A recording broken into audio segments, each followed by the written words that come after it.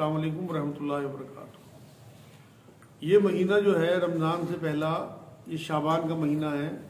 मैं कुछ चीज़ें इसके बारे में बताना चाहता हूँ आपको, जिससे कि आप आने वाले रमज़ान जो मौसम बहार है नेकियों का, जो अल्लाह का महीना है, उसकी तैयारी आप कर लें, जिससे कि उसमें आपके ज़्यादा से ज़्यादा नूरानियत, रूहानियत और नेकी इकट्ठी कर सकें, लूट सकें। अल्लाह का मौसम बहार है, वो ऐसी रिमझिम रहमतें बरसती हैं जैसे पानी बरसता है, बारिश आपने देखी होगी। पूरे रमज़ान अल्लाह की ऐसी रहमतें बरसती हैं जैसे बारिश की बूंदें बरसती हैं। शाबान के बारे में हुज़ूर अकरम सल्लल्लाहु अलैहि वसल्लम की बहुत मशहूर हदीस पाक है कि शाबान मेरा महीना है, तो इसकी फजीलत और बढ़ जाती है। हमें नबी से कितनी मोहब्बत है, तो नबी की एक एक चीज़, एक एक अदा, एक एक मुस्कुराहट, एक एक चाल, एक एक उनकी जो भी सुन्नतें हैं, उनसे हमें मोहब्बत हो जाती है। तो जिन लोगों को ये हदीस आज मालूम हुई, वो इस महीने से ही मोहब्बत करें, क्योंकि जब नबी का महीना है तो हमारे लिए फ़र्ज हो गया कि हम इसकी मोहब्बत करें, इस महीने की वैल्यू समझें, इसकी अहमियत समझें। अब जो है आने वाला जो महीना है वो रमज़ान का है। रमज़ान के इस्तकबाल का ये महीना है।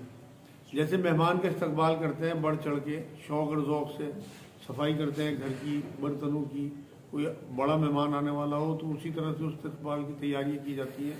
तो ये बहुत बड़ा महीना है, अल्लाह रब्बुल इज़्ज़त का महीना है और हमारे लिए निजात का महीना है, क्योंकि वो बहुत रहा, आपने हदीस सुनी होगी कि जो रमज़ान को पाए और इतनी इबादत ना करे कि अल्लाह उस पर जन्नत वाजिब कर दे, उसकी हलाकत हो।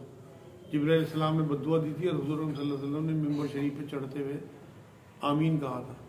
तो इसलिए ये ऐसा महीना आ रहा कि ये शॉर्टकट है, इसमें बहुत सारी चीज़ें आपको ऐसी मिलने वाली हैं जो किसी और महीने में नहीं मिलती। दूसरी बात यह है कि ये आपके अप्रैल और मई में आ रहा महीना, बड़ी शिद्दत की गर्मी होती है, तो लोग थोड़े से घबराए भी होते हैं। लेकिन अगर आप पिछला रमज़ान याद करें कि जो मई में और जून में आया था और अल्लाह ने उसे ही पूरा करा दिया, रोज़े रखवा दिए, तो आपके लिए आसान हो जाएगा कि इसमें अल्हम्दुलिल्लाह पहले से कम गर्मी होगी पिछले साल के मुकाबले। तो ये आपको थोड़ी तसल्ली देगी बात। और दूसरे, एक साल में एक ही महीना है। मेडिकल साइंस भी ये कहती है कि आपके जिस्म के लिए, जैसे हर चीज़ की एक ज़कात होती है, जिस्म की ज़कात रोज़ा है। मेडिकल साइंस से भी आपकी तवानाई के लिए, आपके जिस्म की सेहत के लिए, तंदुरुस्ती के लिए ये महीना बहुत कारगर है। तो बहुत ज़ौक़ और शौक़ से इसके इस्तकबाल के लिए तैयार रहें, ज़हनी तौर पे भी और अमली तौर पे भी। ज़हनी तौर पे इस तरह से कि जज्बात के साथ, एहसासात के साथ, ये मेरे अल्लाह का महीना आने वाला है, अपने आप को प्रिपेयर करें ज़हनी तौर पे। और अमली ये कि आपके जो रमज़ान के काम है, कोई सफ़र हो, कोई और आपकी ख़रीदारी हो, कोई बच्चों की तैयारी हो, कोई और आपको तोहफे तहफ़ ख़रीदने हो, उनका अभी सेटिंग कर लें शाबान में, जिससे कि रमज़ान में आपका कम से कम टाइम बाज़ार में लगे, ख़रीदारी में लगे। दूसरी बात यह है कि रोज़ों के बारे में अभी से आप इल्म हासिल कर लें, क्योंकि जो जो चीज़ हमारे ऊपर फ़र्ज़ है उसका इल्म सीखना हमारे ऊपर फ़र्ज़ है। अब रमज़ान के जो महीना आ रहा है, इसमें 30 रोज़े हमने रखने हैं, इनका ये हमारे ऊपर फ़र्ज़ है। 5 जो फ़राइज़ हैं, कलमे के बाद 4, उनमें दूसरा अहम तरीन रुकन है इस्लाम का। पहले नंबर पर नमाज, दूसरे नंबर पर रोज़ा। तो ये आपके ऊपर फ़र्ज़ है, तो इसका इल्म सीखना भी फ़र्ज़ है कि किन किन चीज़ों से रोज़ा टूटता है, किन किन चीज़ों से रोज़ा मकरूह होता है, किन किन चीज़ों से रोज़ा बातिल होता है। ये आपको अभी इल्म सीख लेना चाहिए, जिससे कि आपके जो रोज़े हैं वो बहुत खूबसूरती से, आसानी के साथ आपके 30 रोज़े गुजर जाएँ।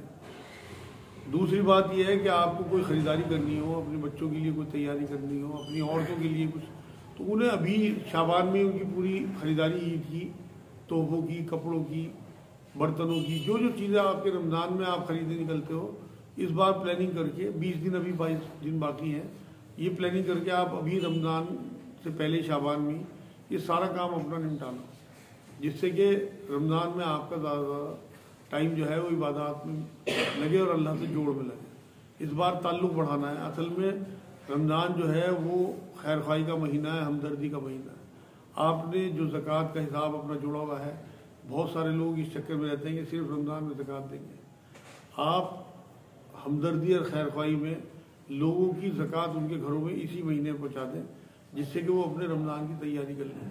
बहुत सारे बूढ़े या बहुत सारे मजदूर, ज़ईफ़, गरीब लोग ऐसे हैं जो इस वजह से रोज़े नहीं रखते कि उन्हें मजदूरी पे जाना पड़ता है। आपने अगर एक हैंडसम रकम उनके हवाले कर दी या अनाज की किट इस तरह की हवाले कर दी 30 रोज़ों के हिसाब से, बड़ी बड़ी किट बना के, कि उनके लिए आसानी हो जाए कि उन्हें मजदूरी पे जाना ना पड़े, तो आप यकीन करें वो इस्तेमाल तो रमज़ान में होगा, आपको अजर रमज़ान का ही मिलेगा 70 गुना। लेकिन आप मदद अब कर दें, आप लालच में ना पड़ेंगे मुझे 70 गुना लेना है, आप यकीन करो 70 से ज़्यादा 700 गुणों से भी ज़्यादा आपको अजर मिलेगा, क्योंकि तमाम अमाल का दारोमदार नियत पे है। आपकी नियत ये हो कि मैं जो है इस वजह से लोगों के तक ज़कात पहुँचा रहा हूँ, इससे इनके रोज़े आसान हो जाए। तो ये भी आपके लिए ज़रूरी है कि आप अपनी ज़कात का हिसाब अभी लगा के और अपनी ज़कात बांटनी शुरू कर दें। थोड़ी बहुत ही कुछ बचेगी उस टाइम देख लेना, लेकिन अभी लोगों के जो रिक्शा वाले हैं बेचारे, ठेले वाले, मजदूर, उनके घर पूरे कर दें।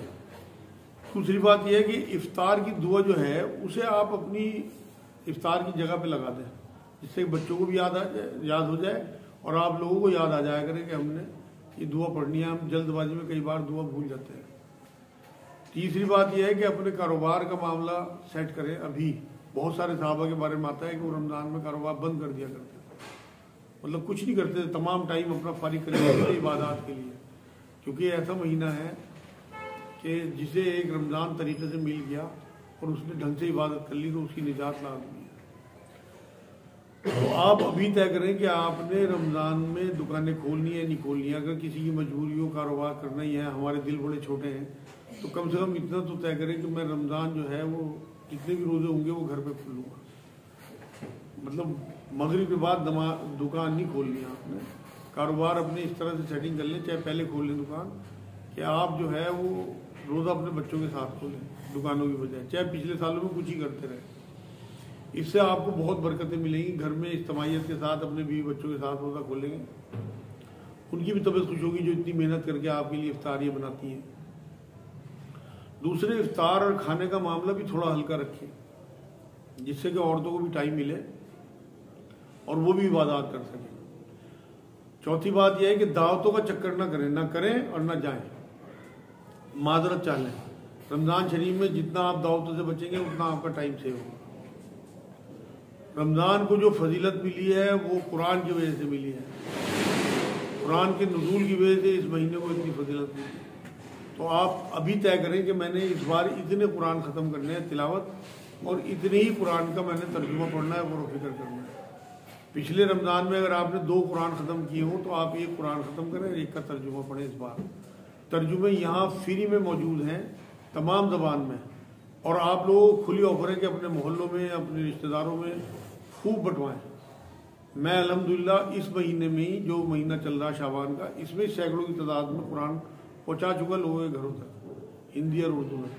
तो आप लोगों की ये जिम्मेदारी हो गई, जब आपका कुछ नहीं लग रहा, सिर्फ आपको अपने रिश्तेदारों को कुरान बांटने हैं, कि यहाँ से हर आदमी 50-50 कुरान ले जाए, 20-20, 30-30, 50, जिसकी जितनी मतलब वो हो इस्तात के मैं इतने बांट लूँगा, लिस्ट बना लें और टिक करते रहें। अपने बच्चों के हाथ कुरान पहुँचवा दें और सबको रिक्वेस्ट करें फ़ोन पे, मतलब लहजा भी सख्त ना हो और अल्फाज भी बहुत नरम हो, कि इस बार आप हमारी इतनी सी तमन्ना पूरी कर दो कि कुरान की तिलावत आधी कर दो।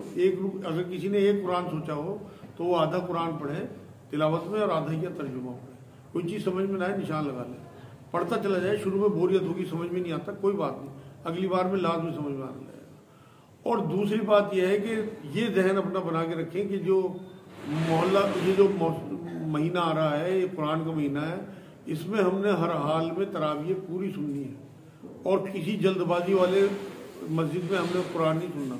अभी पता कर लें कहाँ 27 दिन और 29 दिन का हो रहा है, 25, 27, 29 से कम आपने नहीं सुनना। अगर आप बीच में सफ़र में भी जाना हो 2 दिन छोड़ दो, कोई फ़र्क नहीं पड़ता। ना ये पूरी तरतीब और ना ये पूरे महीने तरावी सुनना ज़रूरी है। मैं बहुत रसूख के साथ कह रहा, कोई हदीस साबित नहीं कर सकता कोई, या नबी ने पढ़ी हो पूरे महीने, या नबी ने इस तरह से किया हो कि पूरे महीने इस तरह से कुरान को सुना हो या पढ़ा हो, कहीं से कोई बात साबित नहीं है। ये हमारे यहाँ राइज हो गया और शिद्दत आ गई जहालत की वजह से। रोज़े किसी कीमत पे भी नहीं छूटने चाहिए। तरावी आपकी अगर सफ़र है मजबूरी का तो आप बिल्कुल उसे 1-2 दिन छोड़ दें, लेकिन पढ़ें 27 या 29 दिन का, और दिल खुशी के साथ दिल लगी के साथ। अल्लाह का कलाम है, बहुत बड़ा अल्लाह, उसका बहुत बड़ा कलाम है। तो इसलिए बहुत किसी भी किस्म की कोई बोरियत ना हो, थकावट ना हो, आपका जिस्म ना दुखे कि आप 2-2, 3-3 घंटे खड़े, इसे बोझ की तरह ना उतारें इस बार अल्लाह के वास्ते। अल्लाह के कलाम की बेहुरमती ना करें, ना पढ़े तरावी है चलेगा, अगर आप रत्ती बराबर गुनाहगार नहीं होंगे। लेकिन अगर आपने 5 दिन 10 दिन 15 दिन का सुना और आप वहाँ अपनी टांगों को पकड़ते रहे या हाथों को पकड़ते रहे, क्योंकि वो सेहत ही नहीं रही, वो चीज़ें नहीं रही अब खाने की हमारे, तो 1 घंटा आपके लिए बहुत है क़याम में खड़े होना रोज़ों के बाद। ये बहुत बड़ी बात है कि आप सारा दिन रोज़ा रखें और 1 घंटा फिर अल्लाह का कलाम सुनने के लिए खड़े रहें। ये है बड़ी सादत की बात। पूरे महीने में मतलब ये हमें सादत मिलती है, पूरे साल में कभी नहीं मिलती कि हम क़याम में कुरान इस तरह से सुन सकें। तो इसे दांतों से पकड़ के रखिए। इसे ये ना समझे मेरी बात से कि नफिल है तो हम छोड़ भी सकते हैं, क्योंकि ये भी हदीस है हुजूर पाक की कि इस महीने में नफलों का सवाब फ़र्ज़ों के बराबर है। तो आप यही समझें कि हमें फ़र्ज़ों के बराबर सवाब मिलेगा, तो हमने हर हाल में तरावीह सुननी ही सुननी है, और बिना नागा के सुननी है, और तवज्जोही के साथ सुननी है। टाइम से पहले पहुँचना है, अभी मस्जिद तय करनी है। यहाँ हमारे मरकज़ में भी अल्हम्दुलिल्लाह 27 दिन का होगा। और यहाँ एक और अचीवमेंट ये है कि यहाँ पे बाद में हल्का फुल्का खुलासा ही बयान होता है। तो जो अगर यहाँ इमाम हजरात मेरी बात सुन रहे हों, वो भी अपने यहाँ जितना कुरान पढ़े 1 सवा पारा, उसका हल्का फुल्का खुलासा 5 से 10 मिनट में बयान कर लें। दिन में नोट कर लें, 5 मिनट लगते हैं, चंद आयतों का मोटा मोटा खुलासा। इस आयत में अल्लाह ने झूठ से मना किया, इस आयत में अल्लाह ने ज़िना से मना किया, इस आयत में अल्लाह ने दूसरों का माल खाने से मना किया, इस आयत में नमाजों का हुक्म है, इस आयतों में नमाजों की फर्जियत है, रोज़ों की फर्जियत। ये मोटी मोटी चीज़ें हर आयत में आपको ज़रूरी नहीं है कि हर आयत का बयान करें।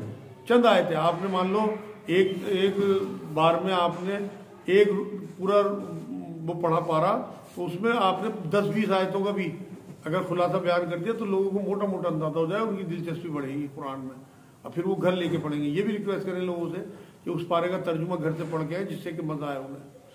तो ये जो चीज़ें हैं, इसमें शाबान के महीने में हुज़ूर सल्लल्लाहु अलैहि वसल्लम रोज़े भी बहुत रखते थे। हज़रत आयशा रज़ियल्लाहु ताला अन्हा फरमाती है कि इतने रोज़े हुज़ूर को कभी रखते हुए नहीं देखा गया। हज़रत ज़ैद बिन हारिसा रज़ियल्लाहु ताला, उनके बेटे थे हज़रत उसामा, उन्होंने जब हुज़ूर सल्लल्लाहु अलैहि वसल्लम से पूछा कि हुज़ूर इस महीने में आप बहुत रोज़े रखते हैं, क्या वजह है?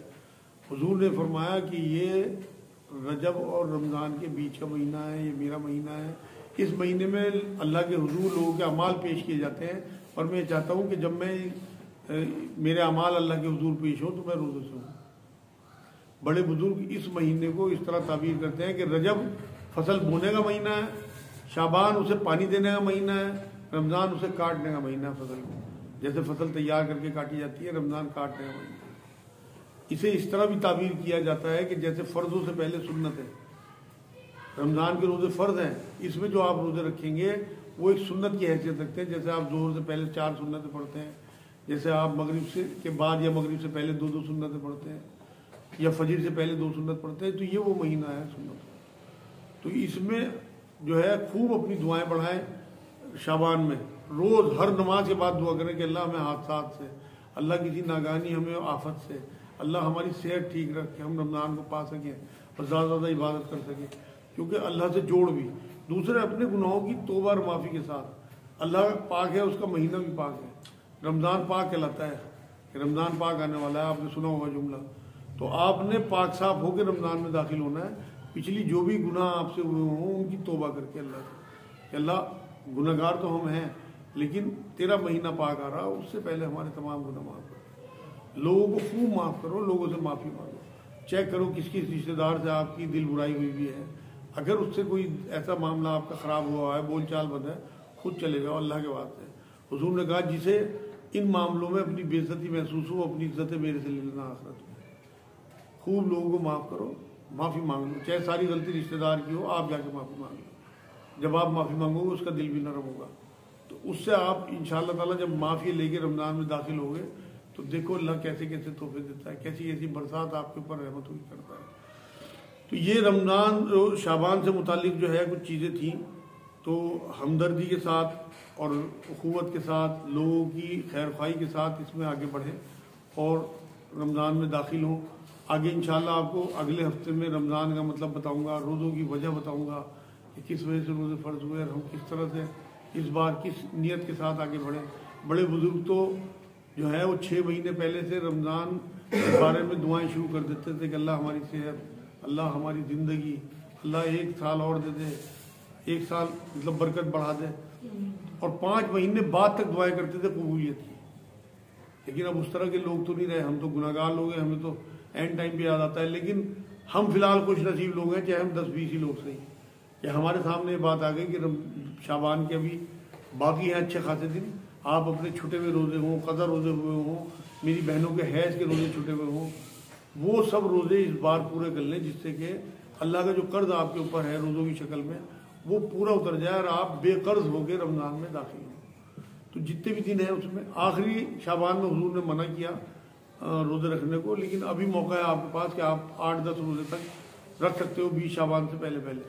तो आखिरी अशरे में आप रोज़े ना रखना, क्योंकि हुजूर को ये था कि आने वाला महीना जो है वो फ़र्जियत का है, तो उसमें ऐसा ना हो कि रोज़ों की वजह से किसी को कोई कमज़ोरी हो जाए, तबीयत ख़राब हो जाए। तो आखिरी अशरे में नहीं रोज़े रखने आपने, अब रोज़े चांस है आपके पास इंशाअल्लाह।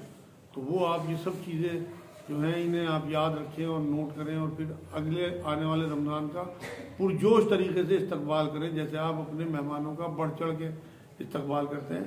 फिर देखिए आप इंशाअल्लाह ताला आपका मेहमान भी खुश हो जाएगा और वो भी खुश हो जाएगा जिसका वो महीना है इंशाअल्लाह। वमा अलैना इल्ला। किसी के ज़हन में कोई सवाल हो तो